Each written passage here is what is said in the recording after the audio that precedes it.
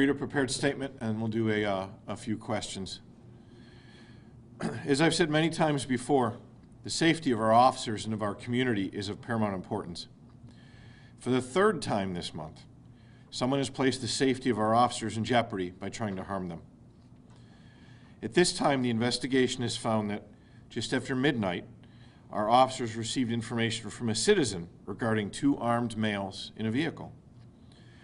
Based upon this citizen information, as well as violations of vehicle and traffic law, the officers stopped the vehicle in question after locating it in the 600 block of Dewey Avenue.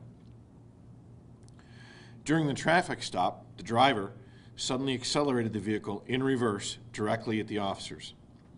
The vehicle then accelerated forward over the sidewalk, grass, a small tree, and again directly at our officers. 3 of the officers that were present fired their handguns at the driver of the vehicle, striking him twice. The vehicle sped away southbound on Dewey Avenue, and officers began to pursue it. There was a brief vehicle chase which ended when the vehicle crashed at the intersection of Otis and Myrtle Streets. The suspects ran from the vehicle and were taken into custody following a short foot chase. Upon taking the driver into custody, officers immediately began to render medical aid, including the use of a tourniquet. The driver was transported to Strong Hospital for treatment of non-life-threatening injuries. The passenger refused treatment at Strong Hospital for an injury to his hand.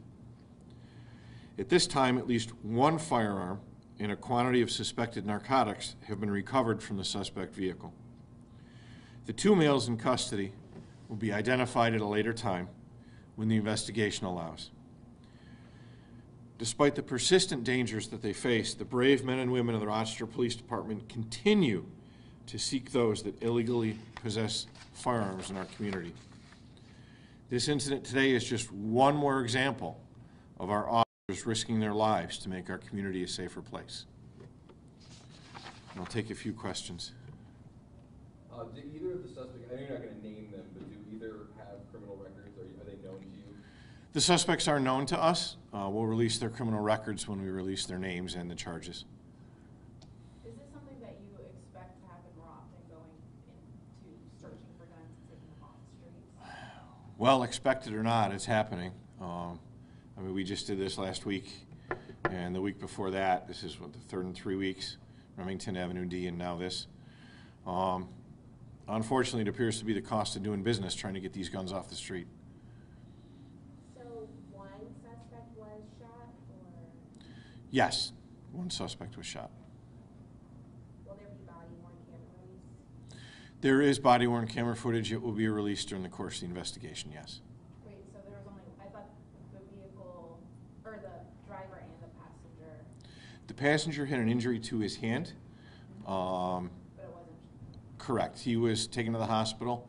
He refused treatment, and so he was actually brought here to headquarters after that. But both were shot at? Yes. Both were in the car when officers fired. What more can you tell us about the information you received from the citizen regarding these 2? Nothing specific, but I can say, you know, this is a classic example of what we say we always need, help from the community. Based on this information, these officers were able to initiate this stop and recover a gun and narcotics. So the 2 never fired at officers? No, they did not. Okay, we'll wrap it up. Thank you.